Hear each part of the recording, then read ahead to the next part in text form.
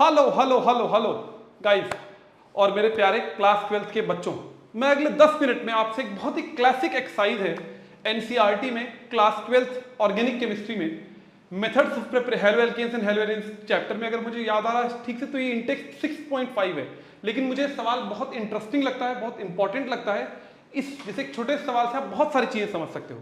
आइए देखते हैं जरा, रिएक्शंस को कंप्लीट करते हैं, लेकिन सिर्फ कंप्लीट नहीं करते हैं, क्या हो रहा है, क्यों हो रहा है, ये समझने की कोशिश करते हैं। ठीक है, देखिए जब भी इस तरह के रिएक्शंस आए, आप रैंडमली कंप्लीट करने के लिए जाएंगे तो आपसे गड़बड़ियां हो जाएंगी। अगर आपको मैं वो अप्रोच और मेथड्स समझने की जरूरत है, इस नाते मैं ये क्रिस्प तरीके से आपको अगले 8 से 10 मिनट में बताने की जो कोशिश कर रहा हूं कि जब आपको इस तरह के रिएक्शंस दिखाई दिए हों, यहां तो मैंने बता दिया इस चैप्टर का है, एग्जाम में आएगा या जेई में आएगा, और इसमें से उठा के 2 सवाल जेई में आए हैं, ये सवाल जेई में आ चुका है और ये वाला सवाल भी जेई में आ चुका है, इसलिए मैं बता रहा हूं कि कितना इंटरेस्टिंग सवाल है ये। तो आपको फिर पता थोड़ी होगा हेलो एल्केन्स हेलो एरीन्स का, इस तरह की जंबल्ड अप चीजें आएंगी, तो आपको रिएजेंट्स, रिएक्शन कंडीशंस, ये देखते ही आपको पता लग जाना चाहिए वहां रिएक्शन, नेचर ऑफ रिएक्शन क्या है। अगर आपको ये पता होगा तो आप ये समझ जाओगे कि वहां पर और क्या चीज हो सकती है। मैं आपको 2 एग्जांपल्स देता हूं, इस एग्जांपल से आप इस बात को आराम से समझ पाओगे। देखो ये पता साइक्लोहेक्सेनॉल है, SOCl2 है, थायोनिल क्लोराइड है। अब यहां पर कौन सा रिएक्शन होगा आपको पता है, यहां पर C सिंगल बॉन्ड वाला, ये C को अगर मैं बनाऊं, ये डेल्टा प्लस है, ये डेल्टा माइनस है, ठीक है, और सिंगल बॉन्ड वाला C है, ये कौन सा सिस्टम है, एल्काइल सिस्टम है। तो पहली बात तो यहां पर जो रिएजेंट है हमारा SOCl2, उससे क्या रिएक्शन होता है, सब्स्टिट्यूशन होता है।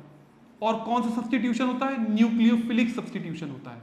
अगर आपने मेथड्स ऑफ प्रिपरेशन में किया है तो यहां पर क्या बन जाएगा, कुछ नहीं बनेगा, सिंपली क्या बन जाएगा, यहां पर आपका इस OH के बजाय Cl आ जाएगा, इस OH के बजाय Cl आ जाएगा, और ये दोनों चीजें H2O, HCl और SO2 गैस इस तरीके से निकल जाएगी। नेचर ऑफ रिएक्शन इंपॉर्टेंट है समझना। यहां पर क्या रिएक्शन हुआ है, न्यूक्लियोफिलिक सब्स्टिट्यूशन, यहां पर Cl ने अटैक किया और ये OH निकल गया है, ठीक है, ठीक है सर, बात समझ गए।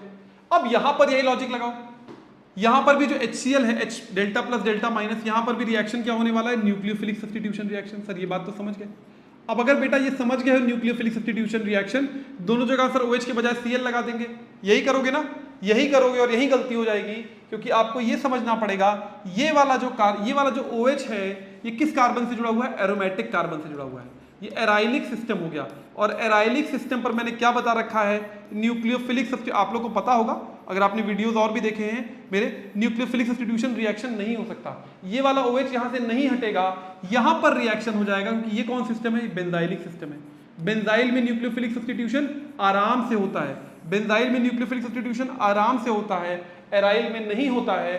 तो यहां पर तो OH के बजाय Cl आ जाएगा, कंपाउंड क्या बन जाएगा, कंपाउंड क्या बन जाएगा, कंपाउंड यहां पर OH के बजाय CH2Cl आ जाएगा, लेकिन इस OH की नेचर पर कोई फर्क नहीं पड़ेगा, ये OH वैसे ही रहेगा, यहां पर OH के बजाय Cl आ जाएगा। बात क्लियर हो रही है कि नहीं क्लियर हो रही है, साफ दिखाई दे रहा है, साफ दिखाई दे रहा है, ठीक है। इस पे आते हैं, तो सिंपल सा रिएक्शन है, ये तो आप लोग को वैसे ही पता है, सिंपल सा रिएक्शन है ये। एक्चुअली इस रिएक्शन में कमी है, यहां पर फिंकलस्टीन रिएक्शन हो रहा है, ये भी एक न्यूक्लियोफिलिक एक नेम रिएक्शन है, फिंकलस्टीन रिएक्शन हो रहा है, ये न्यूक्लियोफिलिक सब्स्टिट्यूशन रिएक्शन है। जो कमी है यहाँ पर, क्या कमी है बता सकते हैं आप लोग, कमेंट करके बताइए क्या कमी है यहाँ पर। ये रिएक्शन नहीं होगा, आइडियली इस रिएक्शन में कमी ये है कि इस एग्जामिनर को, या जो एग्जामिनी है आपका, जो भी एग्जामिनर है आपका, उसको साफ साफ लिखना, एक तो ऐसा रिएक्शन है और यहाँ ड्राई एसीटोन होता है। इस रिएक्शन में ड्राई एसीटोन का प्रेजेंस बहुत ज़्यादा इंपॉर्टेंट है। अगर ड्राई एसीटोन, क्योंकि NaI को हटाता है, होगा क्या रिएक्शन, न्यूक्लियोफिलिक सब्स्टिट्यूशन ही होगा, ये I जो है Br को रिप्लेस कर देगा, तो थर्ड वाले में क्या बन जाएगा आपका, CH3 CH2 I plus NaBr precipitate की तरह रिएक्शन मिक्सचर से अलग हो जाता है। ड्राई एसीटोन का यही काम होता है, इसको बाहर कर देता है और रिएक्शन को फॉरवर्ड लेके जाता है, ठीक है।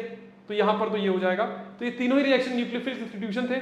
ये बात समझ में आई कहां हो सकता है कहां नहीं हो सकता है। अब आ जाइए मेरे सबसे क्लासिक, सबसे मजेदार चौथे रिएक्शन पर। अब देखो, पता देखते ही तुम्हें क्या पता करना है, भैया ये कौन सी यूवी लाइट आ गया। यूवी लाइट का मतलब रिएक्शन क्या होगा, free radical substitution. Free radical substitution कहां पर हो सकता है, रिंग पर, बेंजीन रिंग पर, एराइल सिस्टम्स पर नहीं हो सकता, बेंजीन रिंग पर नहीं हो सकता। बेंजाइल सिस्टम पर, बेंजाइल क्या होता है उसके देखने के लिए आप अलग से मैंने एक वीडियो डाल रखी है, देख लीजिएगा। ये आपका बेंजाइलिक कार्बन है, ये आपका जो कार्बन है कौन सा है, बेंजाइलिक। कौन सा है, बेंजाइल। बेंजाइलिक सिस्टम पर बेंजाइल फ्री रेडिकल बहुत स्टेबल होता है, बेंजाइलिक सिस्टम पर फ्री रेडिकल सब्स्टिट्यूशन बड़े आसानी से होता है। तो Br यहां कहीं रिंग पर नहीं लगेगा, कहीं रिंग पर नहीं लगेगा।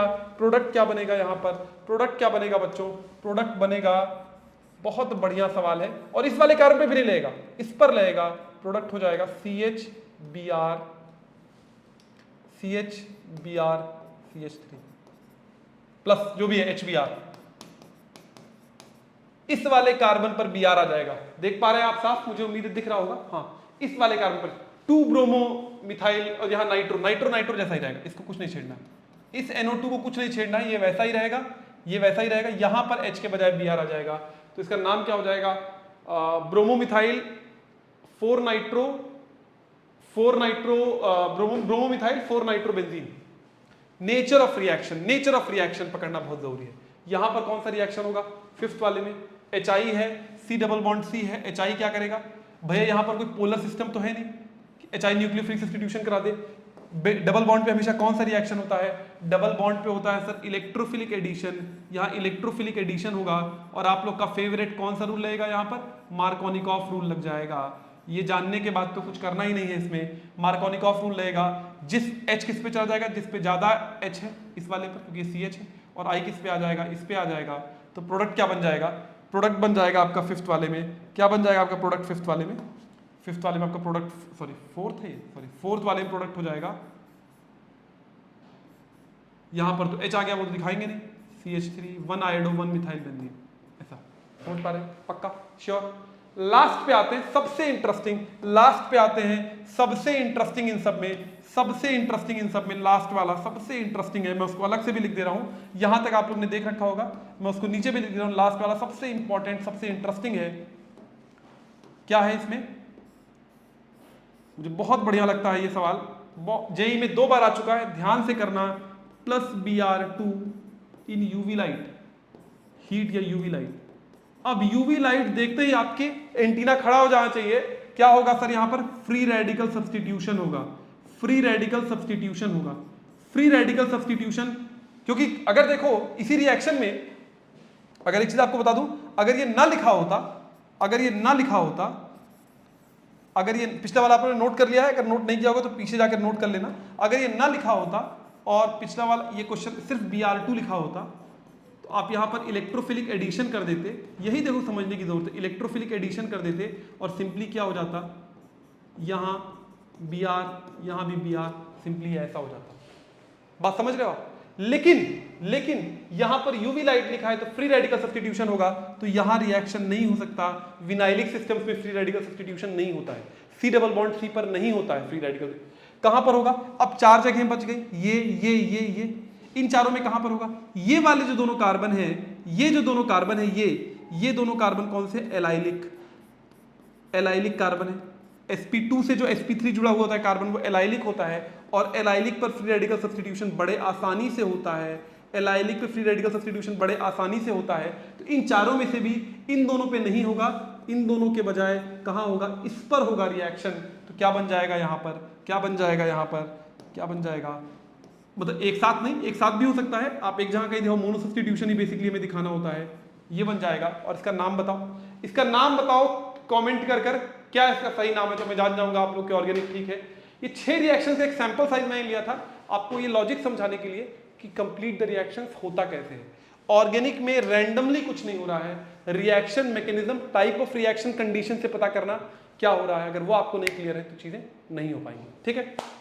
इसी के साथ मुझे उम्मीद है कि इस 5-7 मिनट में मैंने अपनी बात आपको कन्वे कर दी है। और डिटेल्ड वीडियो जरूर देखते रहिए इस चैनल पर। हेलो एल्कीन्स, हेलो एरीन्स और ऑर्गेनिक की ढेर सारी वीडियोस हैं। See you next time, bye bye, Tata.